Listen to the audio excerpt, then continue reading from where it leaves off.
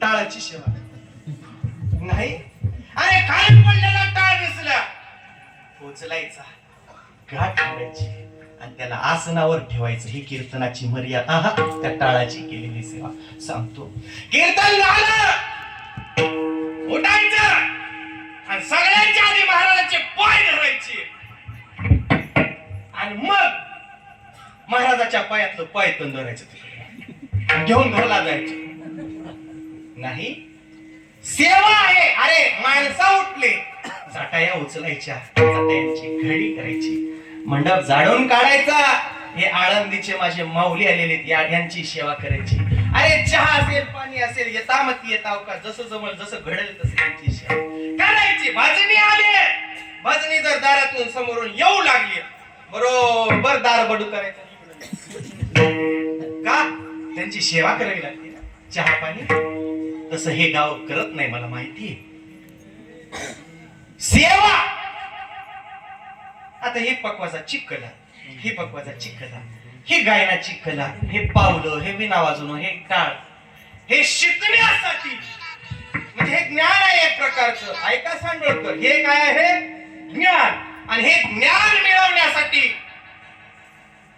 पैसा देणारे भरपूर आहेत. तुम्हाला मी सांगतो, पैसा देणारे भरपूर आहेत, पण कोणाच्या हाताखाली राबणारे नाहीत.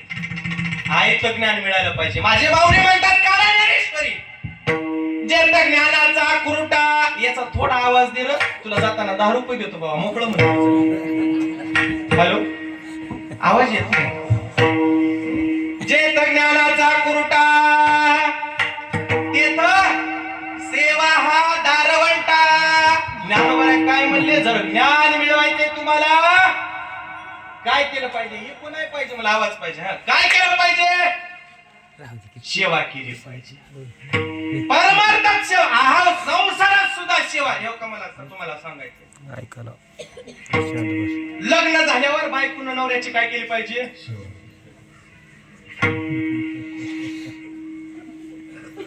काय केलं पाहिजे?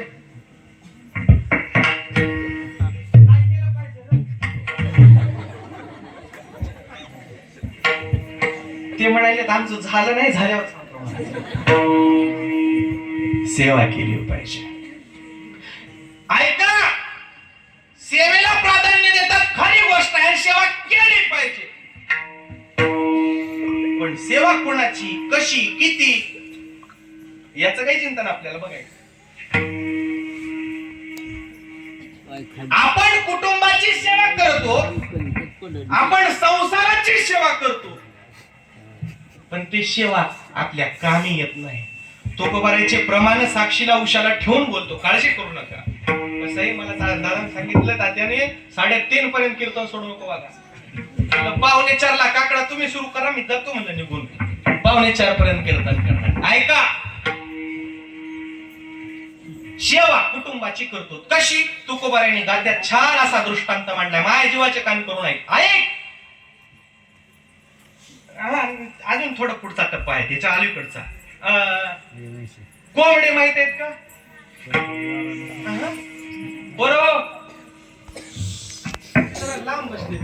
बरोबर आहे का नाही? ते 2-4 वेळा असं उकरून उकरून झालं का तो मोठा कोंबडा हळूच आता माग फिरतो. कशाला? माग फिरतो का? आता आपण सेवा केली, थोडासा मेवा खाऊ. तो महाग फिरेपर्यंत त्याच्या महागला परिवार, लेकर, बायका, पोर, नातरुंड, पतरुंड त्यानं उकरलेलं माग ठेवतात का? बोला, ठेवतात का? नाही. पुन्हा उकरा, तो सेवा करतो, सेवा करतो, पुन्हा माग फिरतो. माग फिरेपर्यंत ते लेकर बाळ सगळे खाऊन घेतात. ते पिले कोंबडीचे काय राहतं बोला. तुकोबाराय म्हणले हे माणसं तसेच आहेत. संसारात नको त्या जागी उकरतात, नको त्याचे धुरे, नको त्याचा वावर, नको त्याचं सार. आणि माग हे कुणासाठी केलं? संसारासाठी, लेकरासाठी, बायासाठी, सगळ्यासाठी. आणि एकदा माग फिरून बघलं काहीच राहत नाही. पुन्हा कष्ट करताय, पोराचं लग्न करावं लागतंय, पोराचं लग्न करायचं, इतकं कष्ट उकरडा उकरायचा, हाय त्याचा आणि त्याचा, पुन्हा माघारी फिरायचं, बघायचं काय शिल्लक राहते. तू कुमार म्हणले अर्ध्या कोंबड्यासारखं झालं ना आपलं.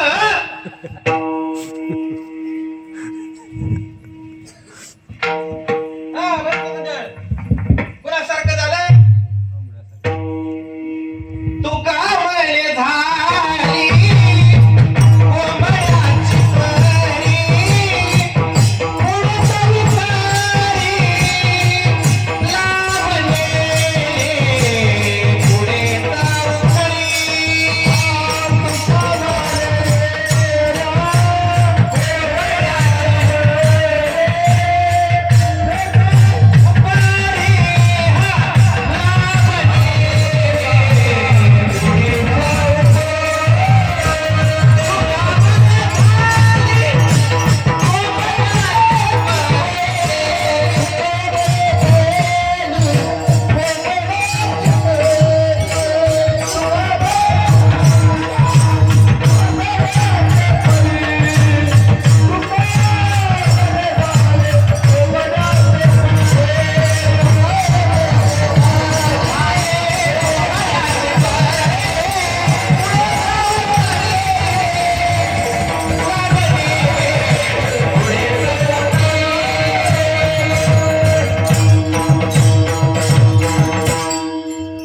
एकदा हात असतील तर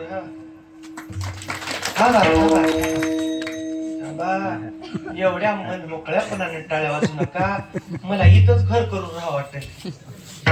मला माझं घरही ध्यानात येणार नाही. पोरं हो, टाळ्या वाजू नका, जाऊ द्या. मला कशाला थांबून घेऊन हिशे पाडून घेता शेतात. ऐका पोरं, तुम्ही असले तर बोलू असतो गड्या, ते लांब बसले तर ऐका जिथं आहे तिथं. ऐका, असं कीर्तनाने भजनाने नको तिथं टाळ्या वाजवायचं की नाही. ते दुसऱ्याला चांगलं म्हणण्यासाठी टाळ्या वाजवायच्या नसतात.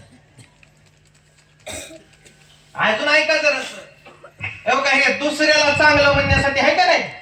स्वतःच मन चांगलं असावं लागत. स्वतःच मन मोठं असावं लागतंय, तेव्हा कुठं हातातून टाळी निघते ना. आमचे लेकरं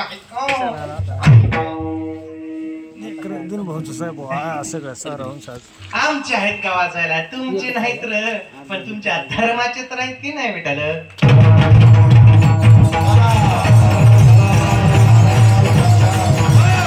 ऐका तुका बरं म्हणतात तू का म्हणे झाली कोंबड्याची परी, पुढे जाऊ करी लावणे पुढे जाऊ करी.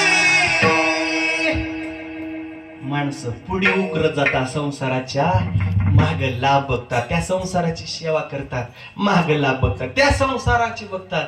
सांगू तुम्हाला, तुम्ही जेवढा संसार करत राहाल, जेवढा संसार करत राहाल तुम्ही तेवढं तापतच जाल. तू कोबर आहे म्हणले.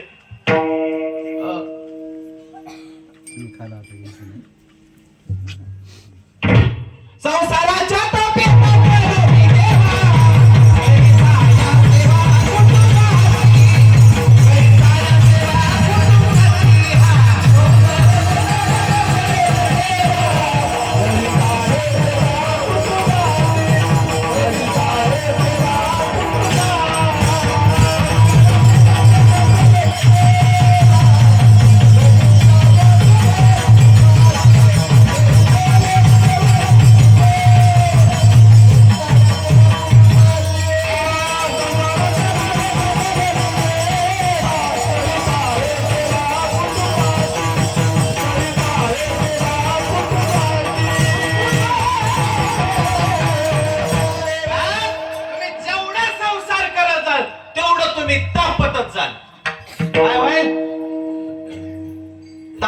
तापत. गावात एकाला नोकरी लागली. काय का आपल्या सांडोळमध्ये तसे भरपूर नोकरदार आहे. नोकरी लागली आणि गावात रवाटणा झालं. नोकरीला सोपं चाकूर झालं. म्हणजे नोकरीला जायला यायला हायवे टू हायवे कशाला बाजूला चाकूरला गेला. जागा घेतली आणि घर बांधलं. काय केलं? काय केलं? काय केलं? चाकूरला गेले, दादा चाकूरला गेले, घर बांधलं मस्त पैकी आणि माझंच कीर्तन ठेवलं. चला महाराज म्हणला, आता आम्हाला काय पैसे देऊ लागल्यावर कुठं जायचं? मसान वाट्यात जाऊन कीर्तन करील तर पैसे मिळणार. ऐका ऐका ऐका, कीर्तन झालं. महाराज जरा घराला पाय मी म्हणलं चांगले आहे, चल लागू दे. कुठं कुठं? हा चल. ज्यानं वर नेलं सलापावर, गोष्टी कुठं नेलं? सलापावर नेलं. महाराज नोकर लागली, नौका नौकर स्वतःच. ऐक, चांगली गोष्ट आहे. चाकूर मध्ये कोणाचं घर नाही, तुझं आहे, चांगली गोष्ट आहे. पण हे सलापावर तुझं कशासाठी काढलास म्हणलं? काय महाराज एवढं सुद्धा कळत नाही का? ते कळालं असतं तर महाराज कशाला बोलव? तुझ्यासारखं नोकरी केलो असतो. कशासाठी गजा काढला? महाराज अजून थोड्या दिवसानं दुसरा मजला करण्यासाठी. अरे वा, चांगलंय. पुन्हा दुसरा मजला झाला. कीर्तनात लवकर होते, पैसे भरपूर मिळतात. कोणाला किती पाहिजे घेऊन जा. पुन्हा कीर्तन दुसरा झाला, तिसऱ्या मजल्यासाठी गज, चौथ्या मजल्यासाठी गज. मला अरे ते अंगावर पडायची वेळ आली. तापत जाते माणूस, तापत. अजून पुढे ऐका, आता हे वारीला जाणारे माणसं आहेत का? चला ना वारीला. हा, वारीला चला. आषाढी वारी आली, गावातून दिंड्या, जोरदार खाणं पिणं, मस्त मजा, सगळं आपलंच आहे तिथं. चला, येणाऱ्या जातात. पण काही काही मावल्या आला असता माय मोठी लेक बाळातपणाला यायची, तेवढं तिचं झालं. तुझ्या संग पुढच्या वर्षी आहेच वारी. संसाराचा ताप सांगतोय. आणि देवान तिचं ऐकलं, ते सगळं झालं. 1 वर्ष निघून गेला. पुन्हा म्हणलं माऊले, अगं चला गावातल्या बाया चालल्या, संग संग वारी होते, हात पाय चांगले तोपर्यंतच होते, आणि नंतर होत नाही. मग थकल्यावर मग दुसऱ्याच्या जीवाला डोळ्याला दिसत नाही, आणि मग म्हणते मला जत्राला आपलं ते वारीला येऊ द्या की. ऐका, तेव्हा शक्य आहे का? नाही. आता चल या वर्षी येतो, पण या वर्षी नाही, मग पुढच्या वर्षी. अगं पण काय झालं? बारकी बाळा कोणाला मग 1 वर्ष देवाला तिचंही करण ऐकलं, हात पाय चांगले राहिले, सगळं झालं. 3रं वर्ष आलं, तीच मावली पुन्हा म्हणली, अगे त्या वर्षी मोठी, ह्या वर्षी मोठी, आता काहीच नाही, मोकळी झाली, चल वारीला जायला पाहिजे. नाही महाराज, आलो असतो, पण लेकाचं लग्न झालंय, पोरगी नवीन घरात आली, तिला कोण्या डब्यात काय ठेवलंय माहित नाही. आता तू काय डबे उघडून द्यायला ना? तुम्ही किती संसाराच्या नावानं संपादन करा. मामा मी येऊ का?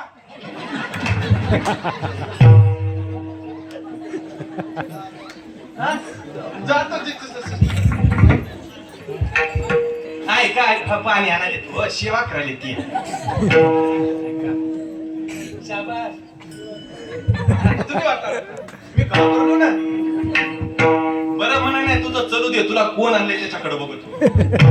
ऐका, तुम्ही किती संसारात तापत जाल, तेवढं तुम्ही तापतच जाल. भावाची पुरी तुम्ही किती संसाराची मनधरणी करा, तुम्हाला संसार वरी येऊ देत नाही, उलट तापत राहते. म्हणून अरे झडझडून वाहिले निघ नाही, झडझडून वाहिला निघ, ये भक्तीचे वाटे लाग.